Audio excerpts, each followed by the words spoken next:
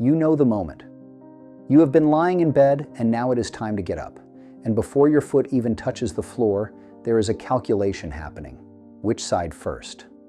How to shift the weight. Whether the knee will cooperate this morning or whether the first few steps are going to announce themselves the way they sometimes do. A deep grinding complaint that follows you to the kitchen and takes 20 minutes to quiet down. That moment is not just pain. It is a negotiation. And for a lot of people, it happens every single morning. Walking is not supposed to hurt. It is the most natural movement the human body makes, the one we were built for, the one that keeps everything else functioning. When it becomes something to dread or manage or plan around, something has gone wrong that goes beyond what most doctors have time to address in a standard appointment. The usual advice is to rest it, manage the inflammation, maybe try a brace. What that advice does not explain is why the pain keeps coming back the moment you start moving again. Japan offers a different starting point. Japanese physical therapy has spent decades studying not just the knee in isolation, but every part of the body that determines how each step is made. What they found, and what most Western rehabilitation programs still underutilize, is that chronic knee pain during walking is almost never caused by one thing. It is caused by a pattern. The ankle is stiff, the hip is not doing its share, the foot is hitting the ground wrong, and the knee, caught in the middle of all of it, absorbs everything that everyone else is failing to do. These 6 exercises address that pattern directly. They are low impact, they require no equipment, and they were not designed for athletes. They were designed for people whose knees have been limiting them for years and who have been told, in one way or another, that this is simply what getting older feels like. Before we go through them, there is one thing I want you to hold in mind. The 6th exercise on this list is not a preparation for walking. It is a way of walking, a specific method developed by Japanese physical therapists for patients whose own doctors had recommended they stop walking altogether. It is the reason this video exists. We will get there. But the first 5 make it possible. What is your age and where are you watching from? Leave it in the comments right now. We read everyone. Exercise 1, seated ankle pumps. Before the knee can walk without pain, the ankle has to be ready to do its job. This is not where most people start when they think about knee pain.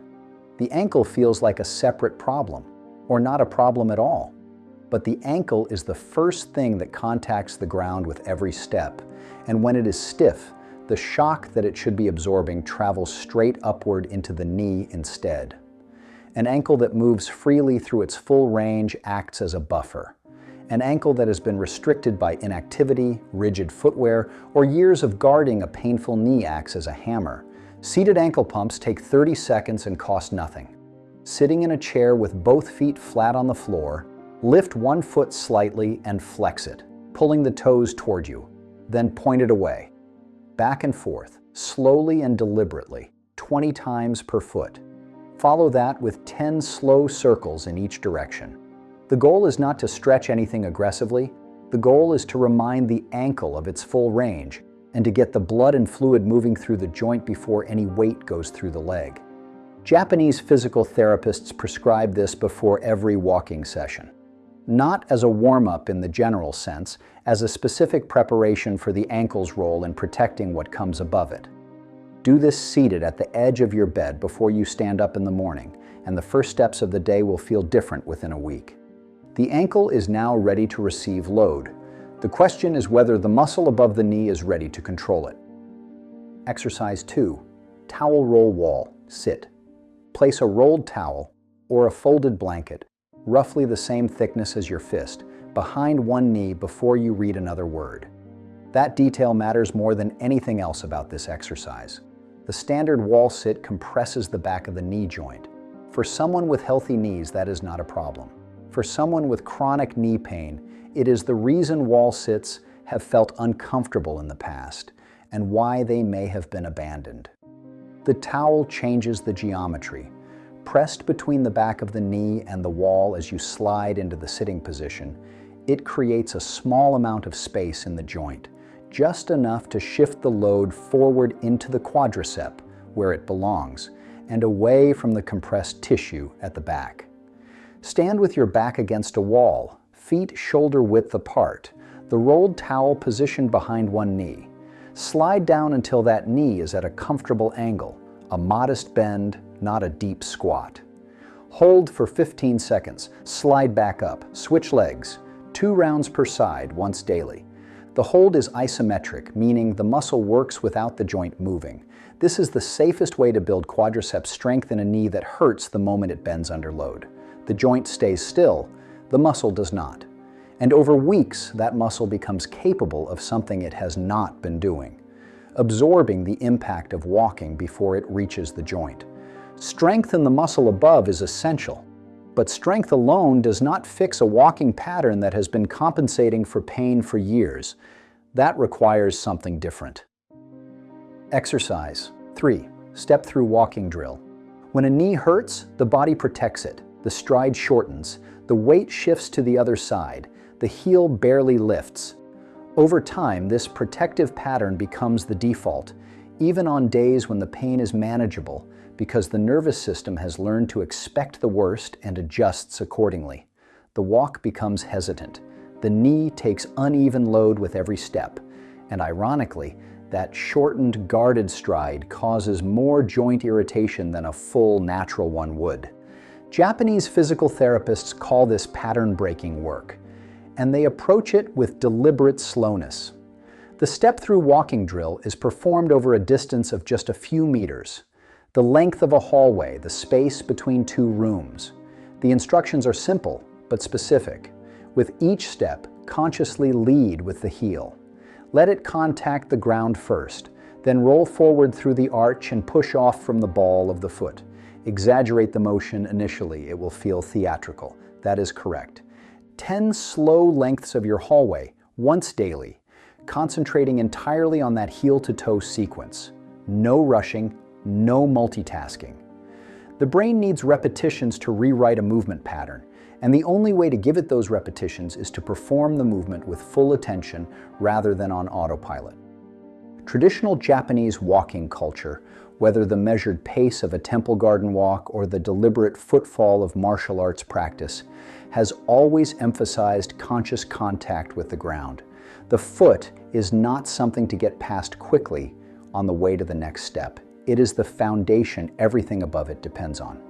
This drill is that principle applied directly to rehabilitation. The first 3 exercises have addressed the ankle, the muscle, and the walking pattern. The 4th targets the structure that none of them have reached, and the one that is quietly responsible for more knee pain than most people ever suspect. Exercise 4, standing hip hinge. Most people with chronic knee pain are unknowingly walking with their knees leading every movement. Reach for something low. The knees bend first. Slow down on a hill. The knees take the brake. Rise from a chair. The knees drive the push. This happens because the hips, which are supposed to initiate and control the majority of lower body movement, have been sitting inactive for so long that they have quietly handed their responsibilities to the joint below them. Picture what that looks like compounded over 5 years. Every walk gets shorter. Every outing requires more planning around where you can sit down and for how long. The grandchildren want to go to the park and you go, but you find a bench early and watch from there because the path back to the car is already a calculation. The pain that started as occasional becomes the thing you organize your day around. And the answer that gets offered, rest, anti-inflammatories, perhaps a cortisone shot, addresses the symptom without ever touching the cause. The hip stays inactive. The knee keeps paying for it. The standing hip hinge teaches the hip to lead again.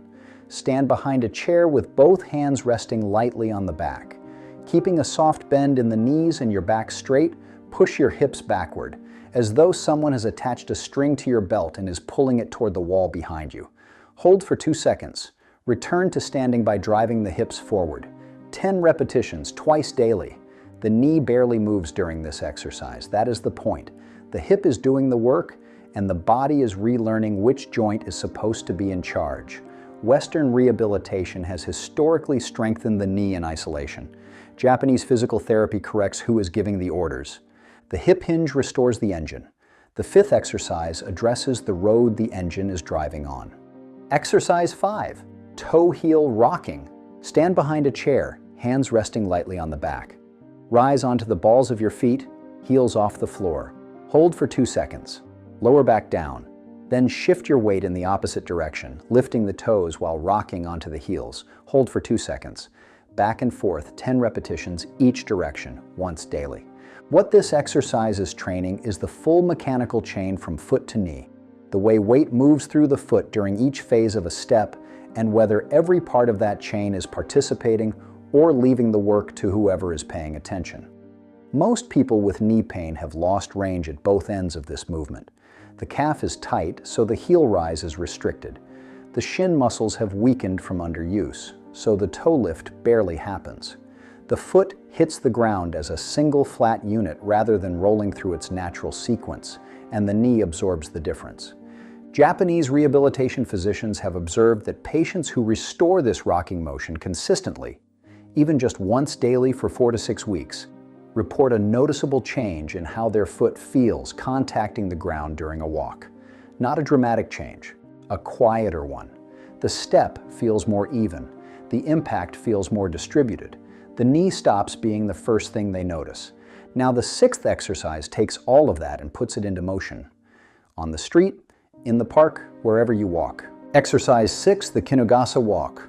At the start of this video, we said the 6th exercise is not a preparation for walking, it is a way of walking, and that it was developed for patients who had been told to stop walking entirely.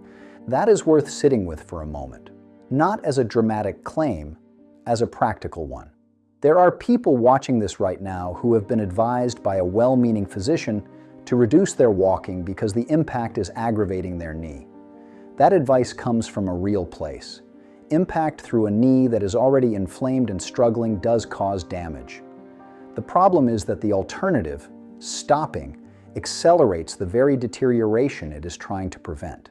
The muscles weaken further. The joint fluid stagnates.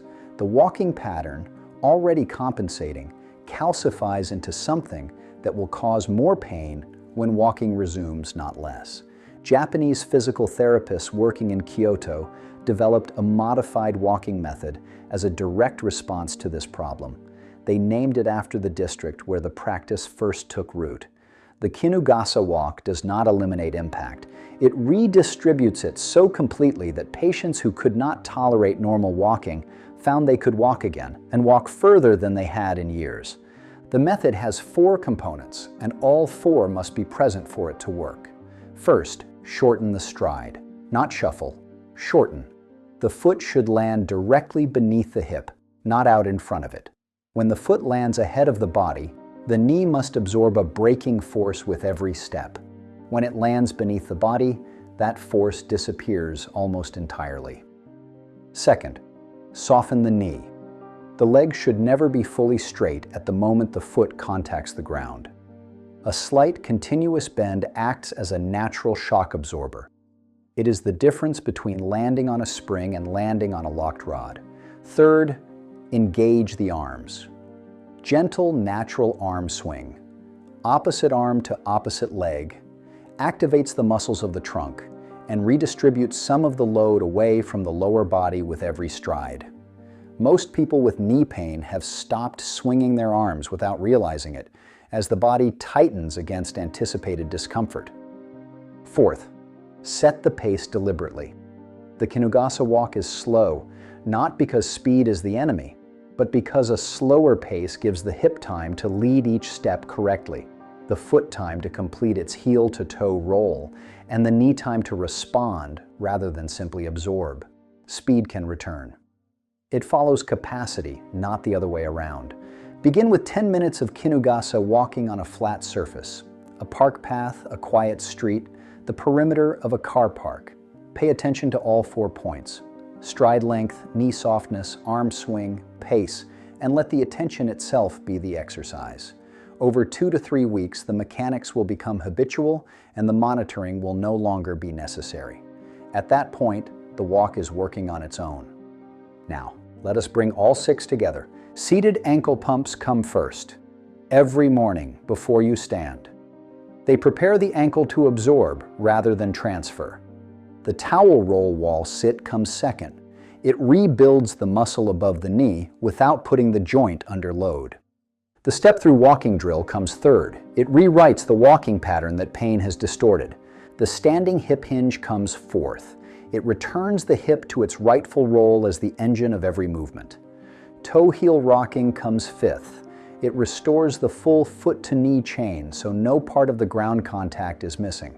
And the Kinugasa walk is sixth. It takes everything the first five have built and puts it into the movement that matters most. Full details for all six are in the description below.